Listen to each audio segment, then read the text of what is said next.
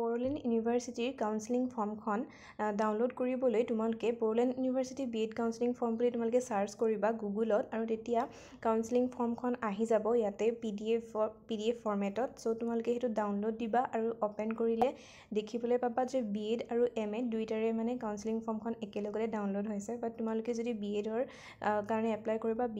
বিএডখন form fill up কৰিবা আৰু এমএডৰ হ'লে এমএডৰখন ফিলআপ কৰিবা আৰু ইয়াতে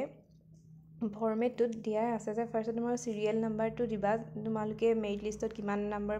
কিমান সিৰিয়েল নাম্বাৰ আছে সেইটো দিবা ডেটটো এতিয়াই দিব নালাগে কাউন্সেলিঙৰ দিনাখন তোমালোকে ডেটটো ভৰাবা বাকি তোমালোকৰ নাম father's name mothers name caste category কি হয় বা পাৰ্মানেণ্ট এড্ৰেছ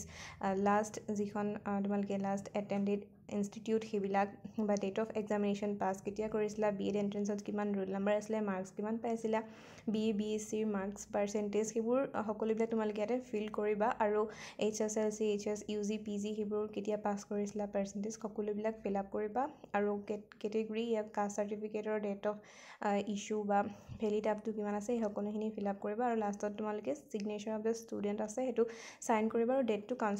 কাউন্সেলিঙৰ দিনাই সেইটো ফিল আপ কৰিবা বাকিখিনি তোমালোকে কৰিব নালাগে সেইটো তাতে তোমালোকৰ কাউন্সেলিঙৰ দিনা তেওঁলোকে ইয়াতে সিল মাৰি দিব বা তেওঁলোকে সাইন কৰিব সেইখিনি তোমালোকে ফিল আপ কৰিব নালাগে সো কাউন্সেলিং ফৰ্মৰ বিষয়ে তোমালোকে যিটো সুধি আছিলা